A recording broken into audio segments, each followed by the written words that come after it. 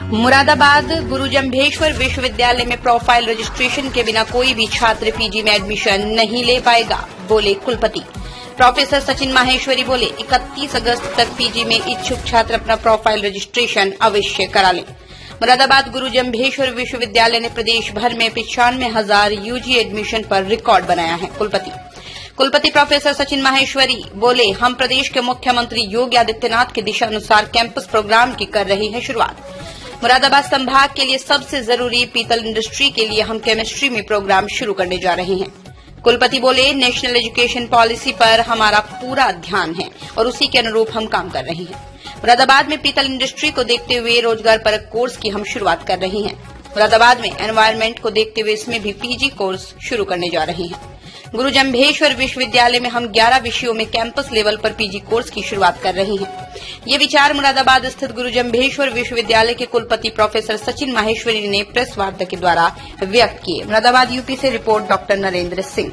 Sir बताइए, आज press वार्ता है, क्या कहेंगे?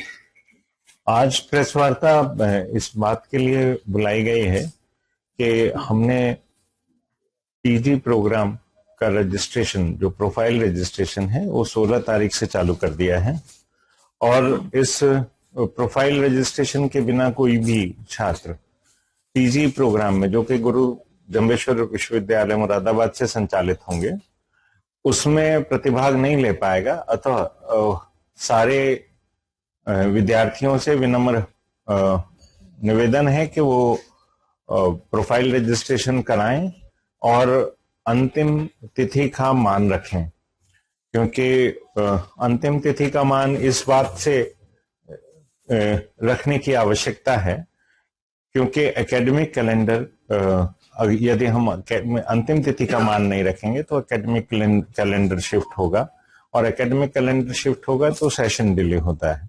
तो इस वजह से यह आग्रह है छात्रों से कि वह अंतिम तिथि का मान रखें और 31 तारीख तक, जब तक कि प्रोफाइल रजिस्ट्रेशन खुला हुआ है, वो अपना प्रोफाइल रजिस्ट्रेशन पूरा कराएं।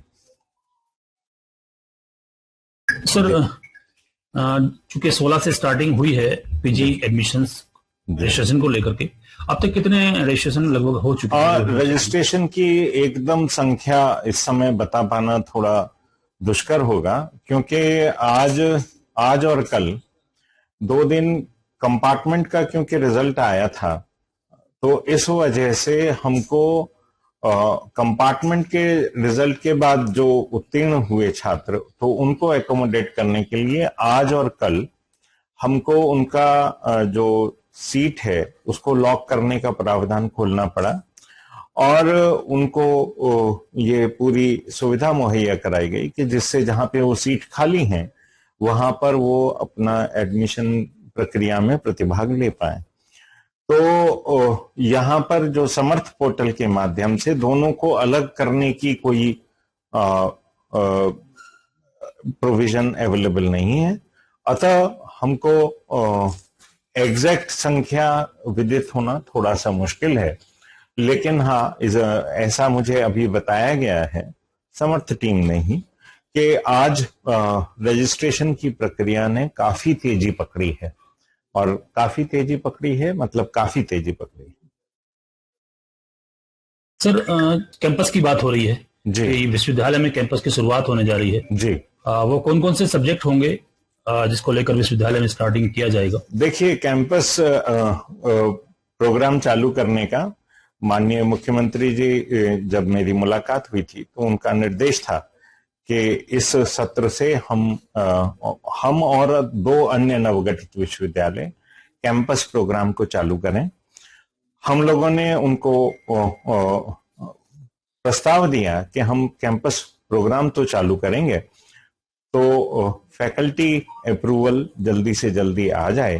तो उस फैकल्टी अप्रूवल की प्रतीक्षा कर रहे हैं और हमने जो अभी अपने डीन्स कमेटी में और अपनी एकेडमिक काउंसिल में कुछ डिस्कशन के बाद और बाकी अन्य एक्सपर्ट से राय के बाद हम लोगों ने एक निर्णय पे पहुंचे कि हम मुरादाबाद संभाग के लिए जो इस समय सर्वप्रथम जरूरी प्रोग्राम है, जो मुरादाबाद संभाग के लिए काफी आगे उपयोगी सिद्ध हो सकते हैं। तो उसमें जैसे मुरादाबाद पीतल नगरी है, तो उसमें केमिस्ट्री से रिलेटेड जो कोटिंग के प्रोग्राम है, तो उसके लिए हमने उनको प्रस्तावित करने की प्रक्रिया चालू की है।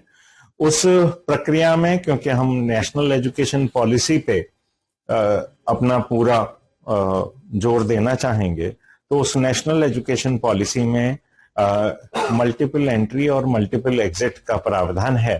तो हम मल्टीपल एग्जिट के प्रावधान के तत्वावधान में कि फर्स्ट सेमेस्टर तक किया तो हम क्या उसको डिप्लोमा देंगे, या सेकंड सेमेस्टर तक किया तो क्या डिप्लोमा देंगे, थर्ड सेमेस्टर तक किया तो क्या डिप्लोमा देंगे, तो वो सारे बनाने में काफी श्रम लग रहा है। तो इसी तरीके से हमने एमएससी केमिस्ट्री जैसे है, तो उसमें क्या हम फार्मास्यूटिकल्स की तरफ जाएंगे, या एग्रोकेमिकल्स की तरफ जाएंगे, या मेटलर्जी की तरफ जाएंगे, या एनवायरमेंटल मैनेजमेंट की तरफ जाएंगे, या एनवायरमेंट को एनवायरमेंटल मैनेजमेंट में जो केमिस्ट्री की विधा है उसकी तरफ ले जाएं। तो ऐसे कई सारे परम्यूटेशंस कॉम्बिनेशंस अभी चल रहे हैं।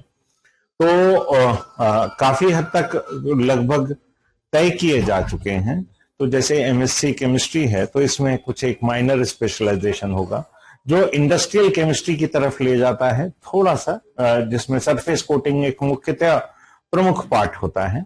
तो वो हम रोजगार परक भी रहेगा, क्योंकि जो मुरादाबाद संभाग में पीतल इंडस्ट्री है, और वह इस बात से भी उपयोगी सिद्ध हो सकता है क्योंकि एनवायरनमेंट की लिहाज से अगर हम लोगों को बचाना है तो हम तरह तरह के इस तरह के कोर्स लाएं। तो हम environmental school of environmental sciences के तत्वावधान में एक एमएससी एनवायरमेंट का भी कोर्स खोलने जा रहे हैं।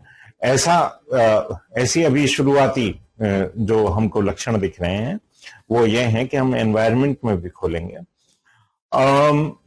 इसमें पूरे जो एनवायरमेंट की बात करें तो क्योंकि Moradabad is fast becoming e waste capital of India, तो इसलिए उन सब को रोकने के लिए, उन सब के निवारण के लिए हमको जागरूक रहना चाहिए। और आशा है, मतलब जैसा एक शुरुआती रुझान मुझे पता चला है कि यहाँ पर कुछ बहुत अच्छी लैब हैं जिनको कि मैंने भी देखा है। मेटल हैंडीक्राफ्ट सर्विस सेंटर है, फर्नेस सेंटर है।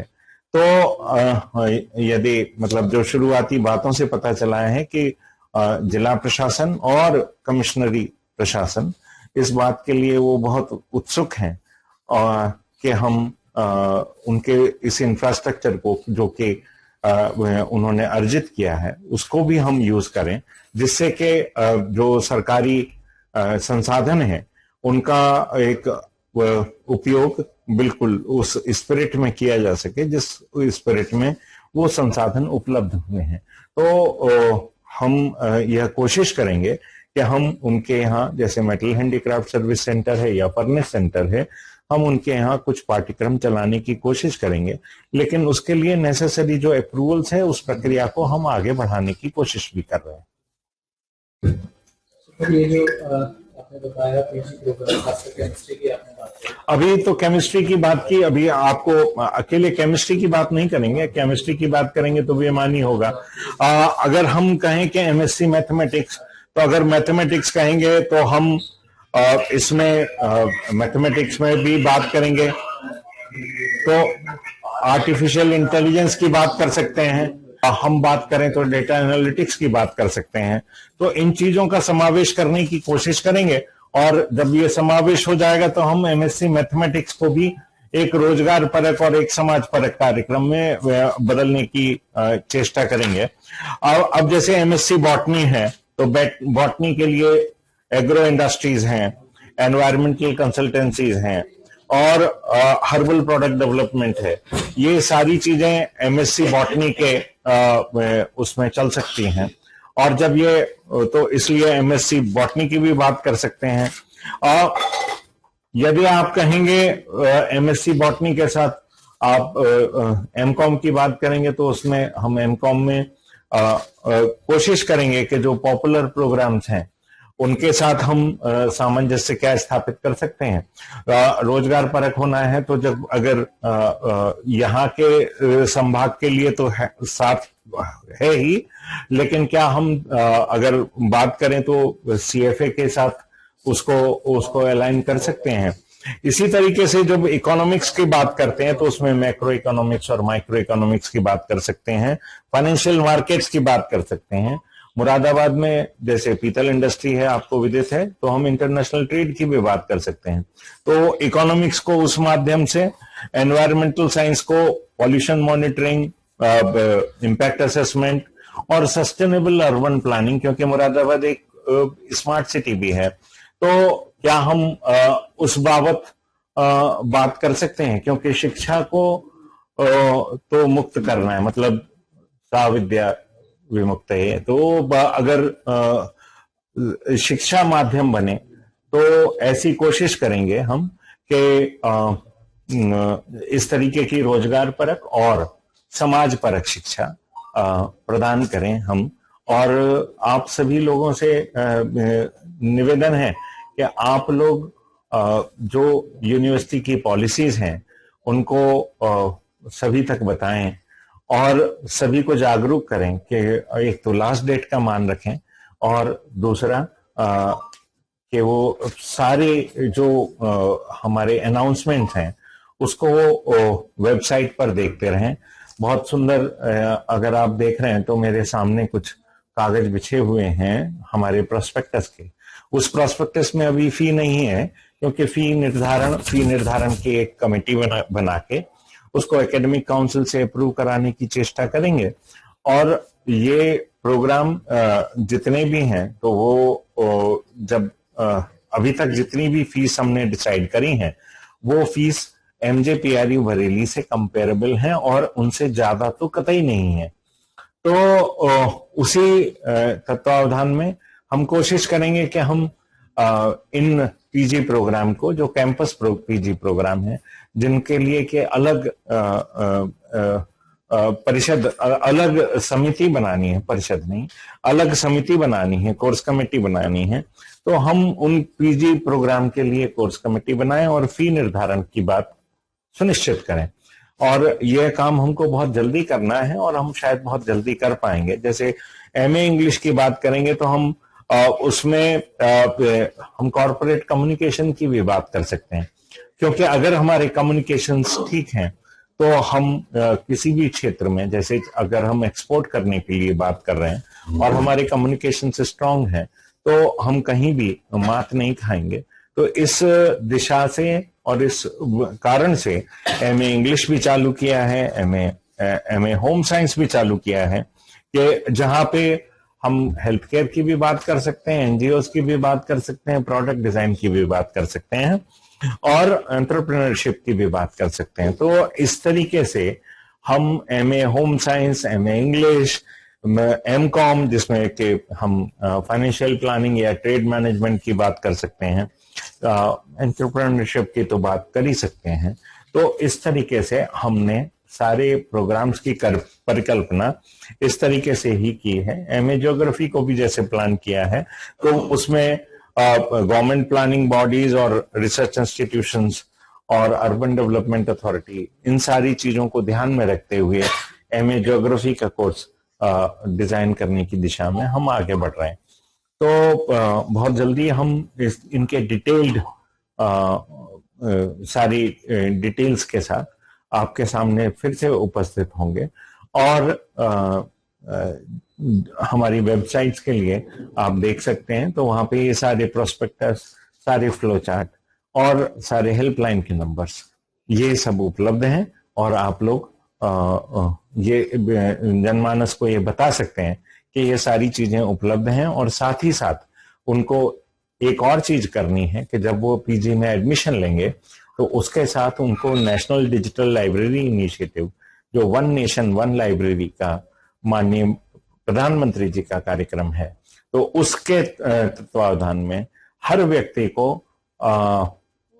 लाइब्रेरी का सदस्य बनना है, जिससे कि उसके पास वो कभी भी किसी इस बात से वंचित ना रह जाए कि उसके पास संसाधनों की, उसके पास किताब खरीदने की, उसके पास मटेरियल खरीदने की या उसके पास जर्नल पढ़ने की सुविधा नहीं थी। शायद अपार हर्ष होना चाहिए मुझे कि हमारी जो टीम है जिसने एनडीएलआई का काम किया है, एनडीएलआई में हम हिंदुस्तान के पहले क्लब बन गए, नंबर 1 क्लब बन गए हैं।